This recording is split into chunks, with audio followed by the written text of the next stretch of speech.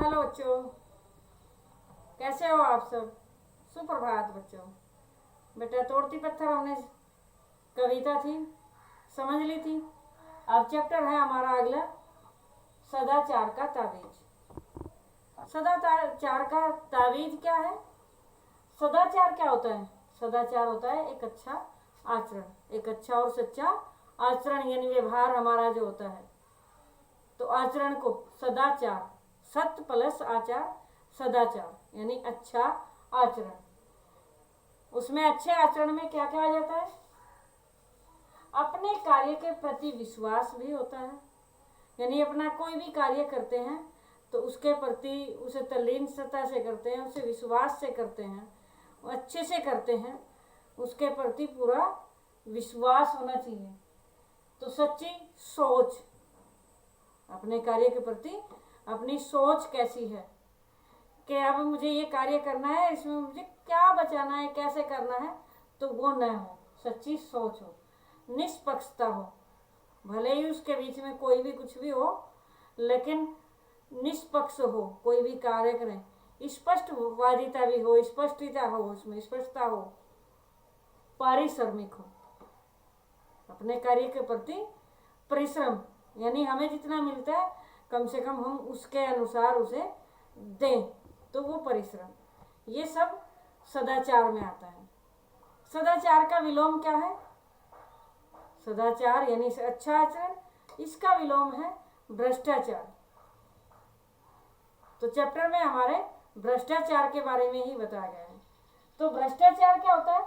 ये एक सदाचार का विलोम है। भ्रष्टाचार, भ्रष्टाचार यानी बुरा आचरण, भ्रष्ट आचरण तो बुरा आचरण, बुरी आदतें, रिश्वतखोरी आदि।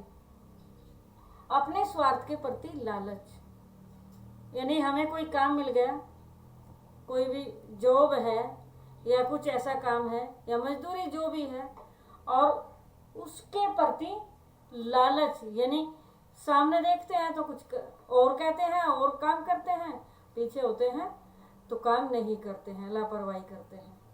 तो ये भी एक तरह से भ्रष्टाचार ही है।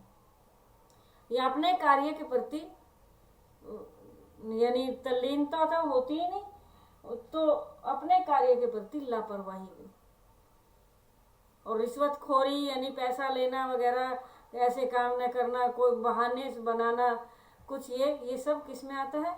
भ्रष्टाचार में आता है। और ये भ्रष्टाचार दिखता तो कहीं है नहीं, ये भ्रष्टाचार दिखता थोड़े है कहीं कि हाँ ये यहाँ है भ्रष्टाचार, वहाँ है बैठा है, ये है, क्योंकि कोई इंसान तो है नहीं। तो ये हमारा आचरण है, इसको तो महसूस किया जा सकता है। तो इसके बारे में ही राजा सबूत मांगता है। राजा क्या मांगता है? सबूत मांगता है, प्रमाण मांगता है कि भ्रष्टाचार कहाँ है, मुझे तो दिखाई नहीं दे रहा। तो इस बारे में वो अलग अलग विज्ञों से, अलग अलग मंत्रियों से दरबार में बातें करता है और आखिर उसकी जानकारी लेना चाहता है। तो ठीक है बेटा, अब करते हैं चैप्टर की शुरुआत। हाँ, तो सदाचार का ताबीज, सदाचार का ताबीज। तो किसी राज्य में हो हल्ला मचा था, किसी राज्य में हो हल्ला मचा था, यानी चारों तरफ से यही था कि सर्वत्र भ्रष्टाचार फैल गया है, कि सब जगह भ्रष्टाचार फैला हुआ है। अब जैसे हमारे हिंदुस्तान में, हमारे भारत में क्या कि जिधर भी देखो उधर ही भ्रष्टाचार है, उधर ही भ्रष्टाचार। तो भ्रष्टाचार मैंने बताया ना कि अपने कार्य के प्रति तल्लीनता नहीं होती, सोच नहीं होती, और अपना उल्लू सीधा करने में लगे रहते हैं सभी कि किस तरह अपना उल्लू सीधा करें, किस तरह अपना काम निकालें, चापलूसीपना। तो ये सब भ्रष्टाचार में ही तो आते हैं। तो फैलते फैलते यह बात राजा के कानों में पहुंच गई कि सभी तरह हल्ला मचा हुआ था कि चारों तरफ भ्रष्टाचार है, और ये बात राजा के कानों में पहुंच गई। एक दिन राजा ने सभा बुलाकर दरबारियों से कहा, दरबारियों से यानी जो भी बैठे थे सभा में कहा, प्रजा बहुत हल्ला मचा रही है, प्रजा बहुत हल्ला मचा रही है, शोर मचा रही है कि सर्वत्र भ्रष्टाचार फैला हुआ है, कि सब जगह क्या? भ्रष्टाचार फैला हुआ है। बहुत ढूंढा पर हमें तो कहीं दिखाई नहीं दिया। कौन कहता है? राजा। राजा ये कहता है कि मैंने तो बहुत ढूंढा, मुझे तो कहीं दिखाई नहीं दिया। तुम लोगों को कहीं दिखाई दिया हो तो तुम बताओ कि ये भ्रष्टाचार कहाँ है। दरबारियों ने कहा, हुजूर, जब आपको नहीं दिखाई दिया तो हमें कैसे दिखाई दे सकता है? जब आपको नहीं दिखाई दिया तो हमें कैसे दिखाई दे सकता है? हमें तो फिर दिखेगा ही नहीं। राजा ने कहा, नहीं, ऐसा नहीं है। कभी कभी जो मुझे दिखाई नहीं देता वह तुम्हें अवश्य दिखाई देता है। वह तुम्हें अवश्य दिखाई देता होगा। जैसे मुझे बुरे सपने दिखाई नहीं देते, पर तुम्हें तो दिखाई ही होंगे। तुम्हें तो दिखते ही होंगे वो बुरे सपने। मुझे नहीं दिखते, लेकिन आपको दिखते होंगे। दरबारियों ने कहा, जी हुजूर, दिखाई देते हैं, पर वह तो सपनों की बात है।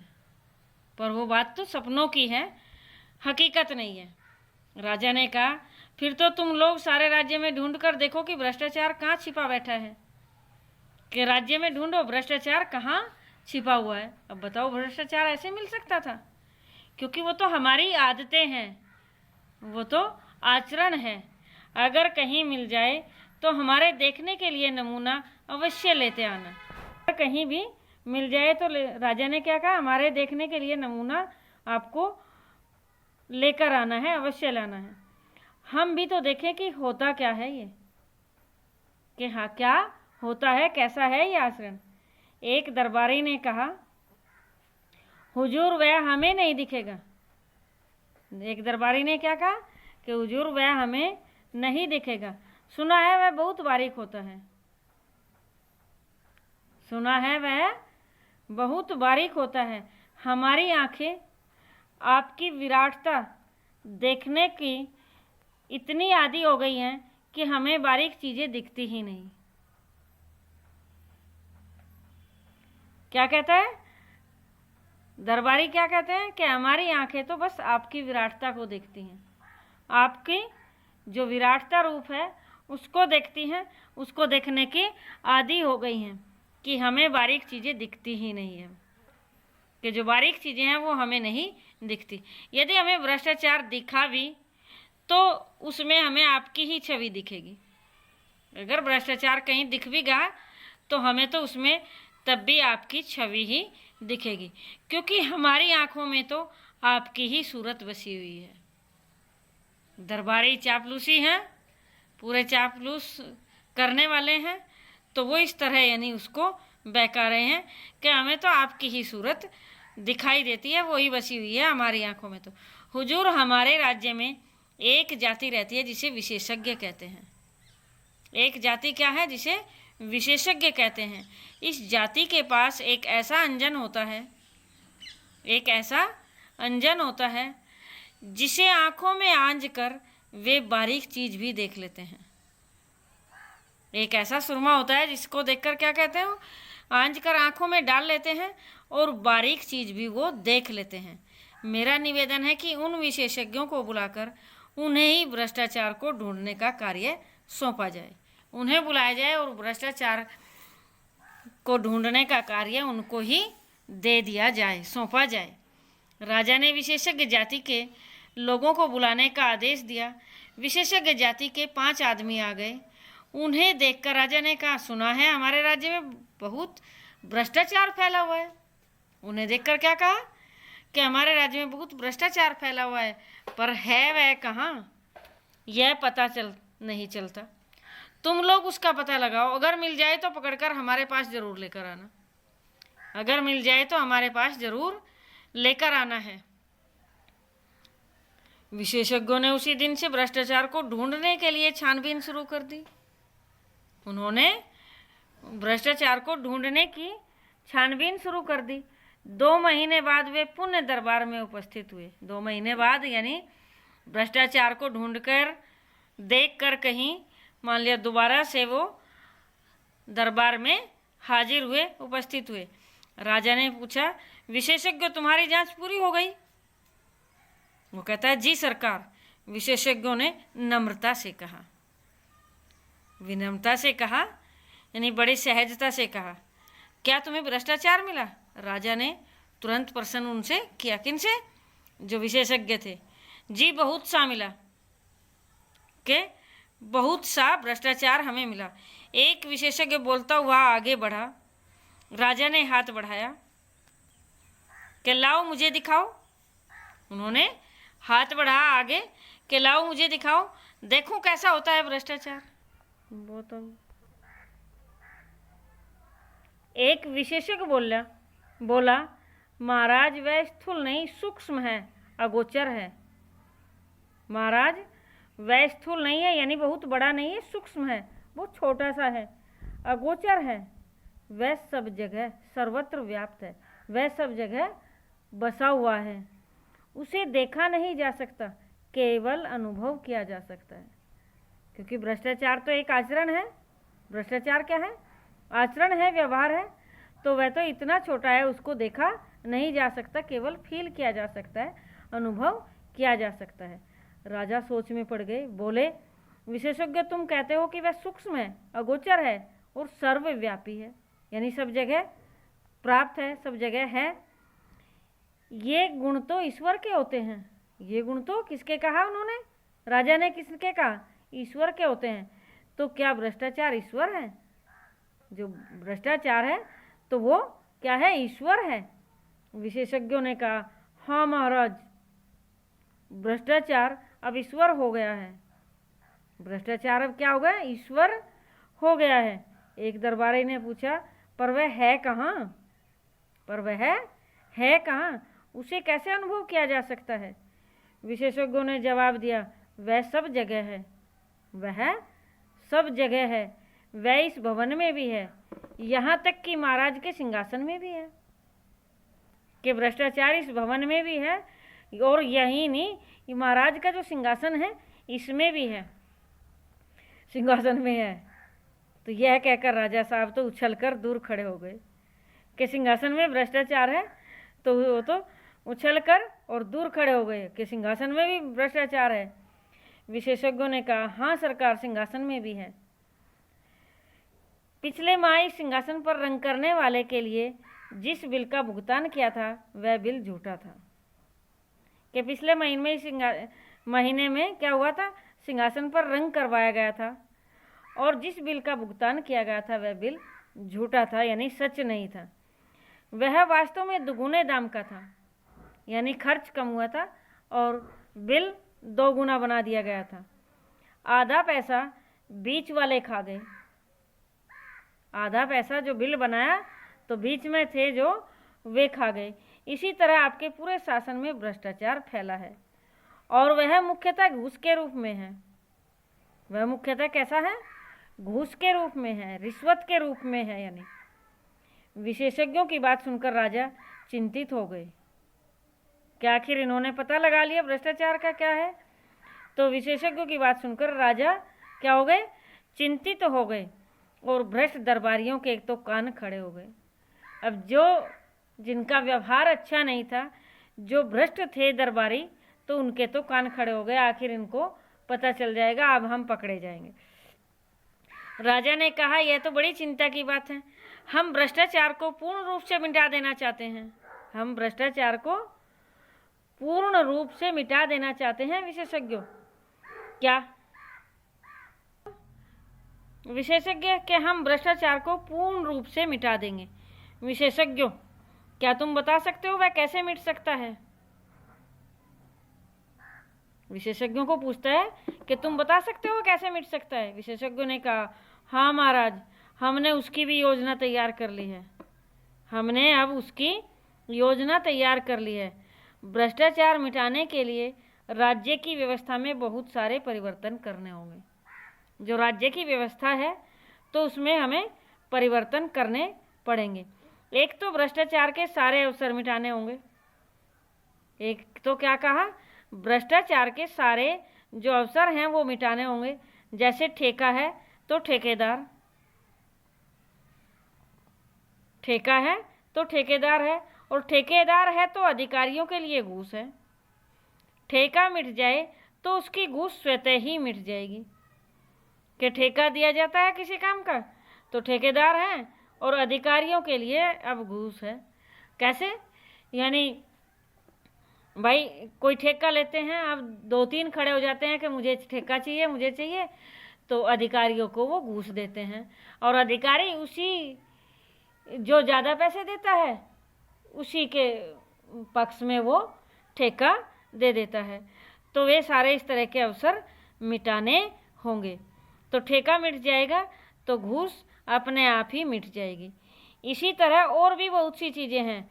किन कारणों से आदमी घूस लेता है यह भी विचारणीय है, यह भी विचार करने योग्य है कि किस किस कारण से वो घूस यानी रिश्वत लेता है, ये भी विचार करने के योग्य है।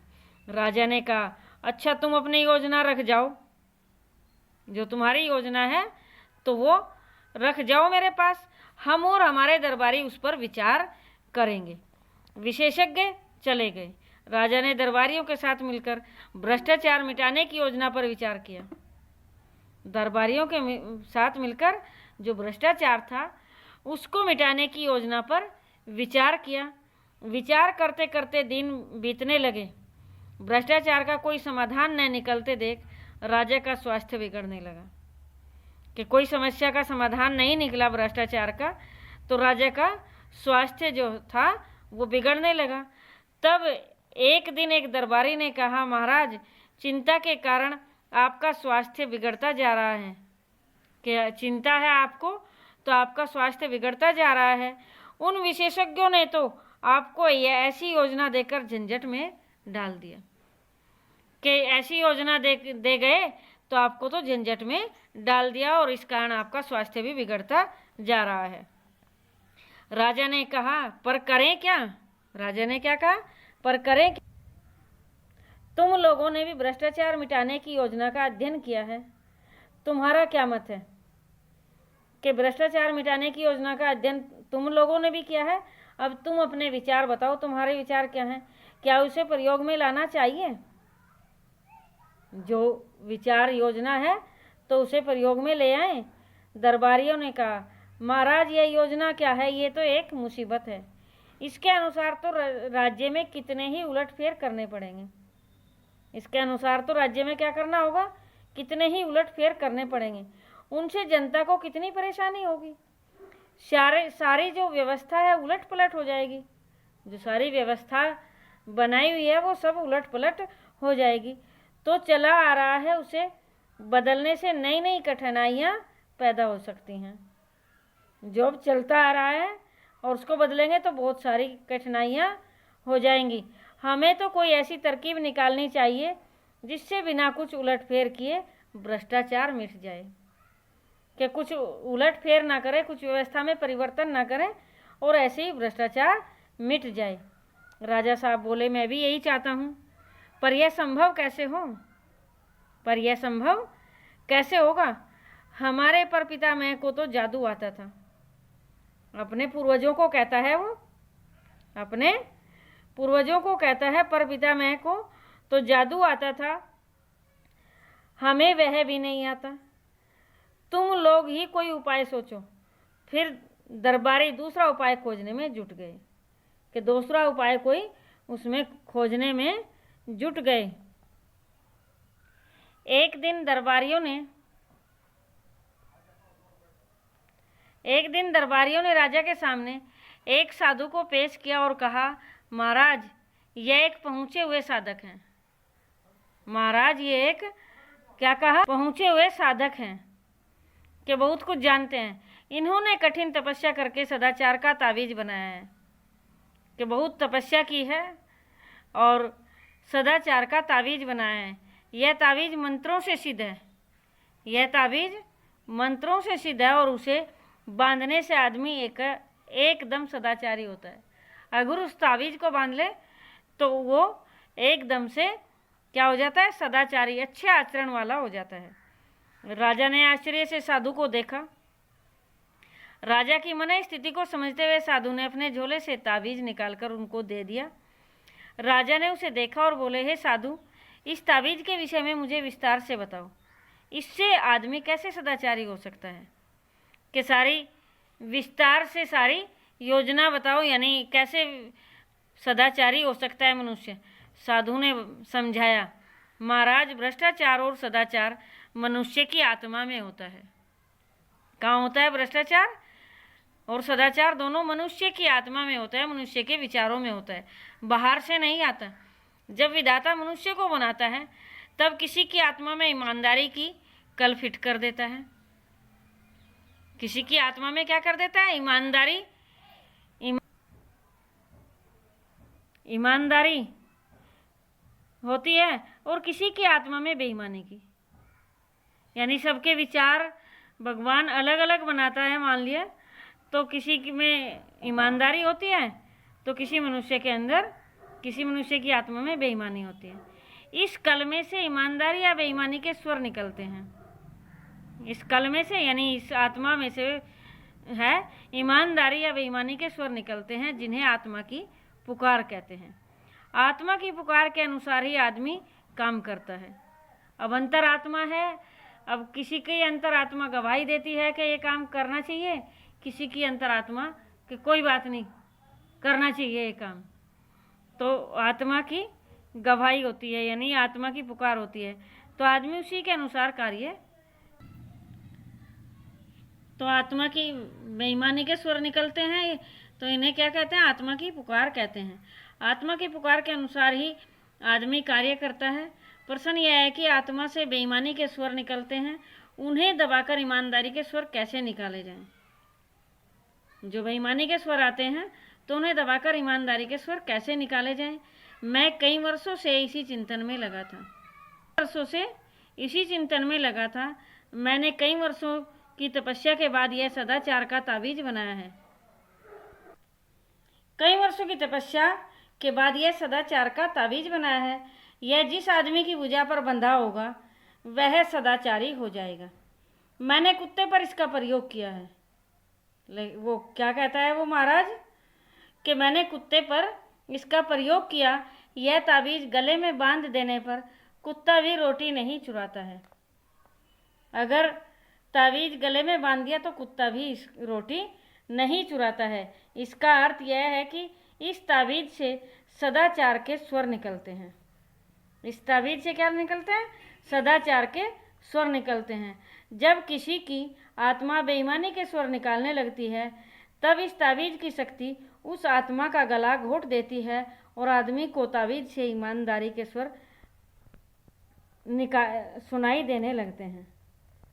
यानी आत्मा का तो गला घोट देती है जो आत्मा बेईमानी की होती है, और ईमानदारी के स्वर सुनाई देने लगते हैं। इन स्वरों को आत्मा की पुकार समझकर सदाचार की ओर प्रेरित होता है इंसान। सदाचार की प्रेरणा पाकर वह ईमानदारी को अपनाकर बेईमानी को त्याग देता है। आखिर इसमें ताबीज में ये है महाराज, यही इस ताबीज का गुण है। महाराज साधु क्या कहता है? इस ताबीज का यही गुण है। यह महीने के पूरे 30 दिन काम करेगा। महीने के कितने दिन? 30 दिन काम करेगा। यह सुनकर दरबार में हलचल मच गई। दरबारी उठ उठकर ताबीज को देखने लगे। क्या अब तो भाई जो हम घूस खाते थे वो अब नहीं खाई जाएगी? तो यानी सारे दरबार में हलचल मच गई और सभी उठ उठकर उस ताबीज को देखने लगे। राजा ने प्रसन्न होकर कहा, मुझे मालूम नहीं था कि मेरे राज्य में ऐसे चमत्कारी साधु भी हैं, कि मुझे तो पता ही नहीं था ऐसे चमत्कारी साधु भी हैं मेरे राज्य में। महात्मन, हम आपके बहुत आभारी हैं। वो महात्मा को कहता है, साधु को, राजा के हम आपके बहुत आभारी हैं। आपने हमारा संकट हर लिया।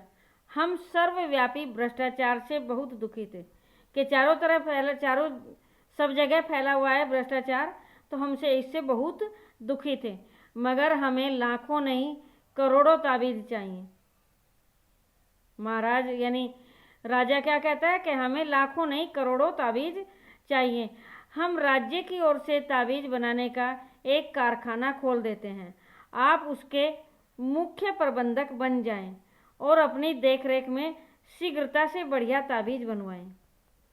कि अपनी देखरेख में और जल्दी से बढ़िया यानी अच्छे ताबीज बनवाएं। एक कारखाना हम खुलवा देते हैं। तब मंत्री ने कहा, महाराज इस झंझट में क्यों पड़े। मेरा तो निवेदन है कि साधु बाबा को ही इसका ठेका दे दिया जाए कि कारखाना खोलें वगैरह वगैरह क्या क्या करें।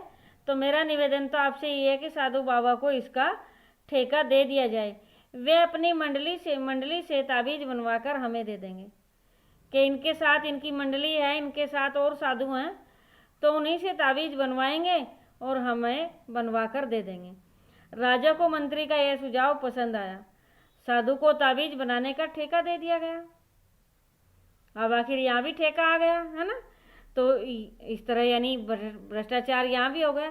ताबीज का कारखाना खोलने के लिए साधु को उसी समय 5 करोड़ की पेशगी दे दी गई। अब कितने? 5 करोड़ रुपए उसको दे दिए गए। किसको? साधु को दे दिए गए, ताबीज बनाएगा। कुछ दिनों बाद राज्य के समाचार पत्रों में यह समाचार छपा, सदाचार के ताबीज की खोज। क्या छपा? सदाचार के ताबीज की खोज। ताबीज बनाने का कारखाना खुला, लाखों ताबीज बनाए गए और राजा की आज्ञा से प्रत्येक सरकारी कर्मचारी की भुजा पर एक एक ताबीज बांध दिया गया है। और भ्रष्टाचार की समस्या का ऐसा सरल हल निकल आने से राजा और दरबारी खुश थे। सभी भ्रष्टाचार की समस्या का ऐसा हल निकल आने के बाद राजा और दरबारी सभी खुश थे। एक दिन राजा के मन में उत्सुकता जागी। उन्होंने सोचा, देखे तो सही यह ताबीज कैसे काम करता है। तो वे वेश बदलकर एक कार्यालय में गए। उस दिन 2 तारीख थी। उस दिन कितना? 2 तारीख थी। एक दिन पहले ही वेतन मिला था। एक दिन पहले ही क्या मिली थी? सैलरी मिली थी। वे एक कर्मचारी के पास गए और कोई कार्य बताकर उसे 500 रुपये का नोट देने लगे। 500 रुपये उसको कार्य बताकर और 500 रुपये देने लगे। किसके? अलग से घूस के लिए, रिश्वत। कर्मचारी ने उन्हें डांटा, भाग जाओ यहाँ से, घूस लेना पाप है। क्या कहा? कि भाग जाओ, घूस लेना तो पाप है। राजा बहुत प्रसन्न हो गए। ताबीज ने कर्मचारी को ईमानदार बना दिया। कुछ दिन बाद वह फिर से वेश बदलकर उसी कर्मचारी के पास गए। उस दिन 31 तारीख थी। उस दिन कितनी थी? 31 तारीख थी। महीने का आखिरी दिन था। राजा ने कार्य बताकर उसे 500 रुपये का नोट दिखाया तो उसने लेकर जेब में रख लिया। उसने लेकर क्या किया? जेब में रख लिया। राजा ने उसका हाथ पकड़ लिया और बोले, मैं तुम्हारा राजा हूँ। उसका हाथ पकड़ लिया और तभी कहा कि मैं तुम्हारा राजा हूँ। क्या तुम आज सदाचार का ताबीज बांधकर नहीं आए? बांधा है सरकार, यह देखिए। उसने आस्तीन चढ़ाकर ताबीज दिखाया। राजा असमंजस में पड़ गए कि फिर ऐसा कैसे हो गया।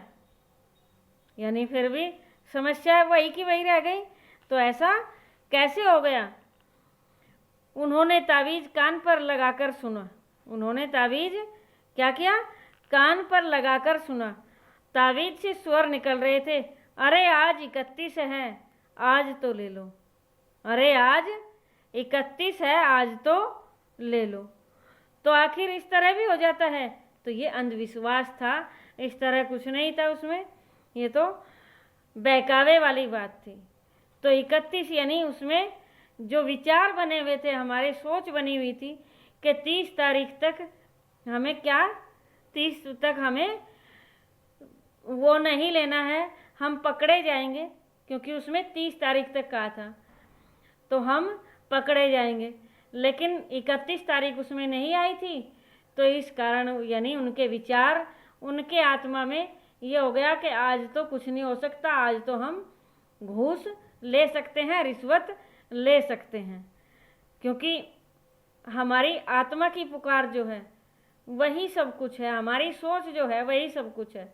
तो बेटा हमें कभी भी गलत नहीं सोचना चाहिए, ईमानदारी से कार्य करना चाहिए और ईमानदारी में ही सफलता होती है, खुशी होती है, संतुष्टि होती है। तो भ्रष्टाचार तो हम जानबूझकर फैला रहे हैं। तो इसमें विचार करना जरूरी है और विचार करके यानी इस पर अमल करना चाहिए। ओके बेटा।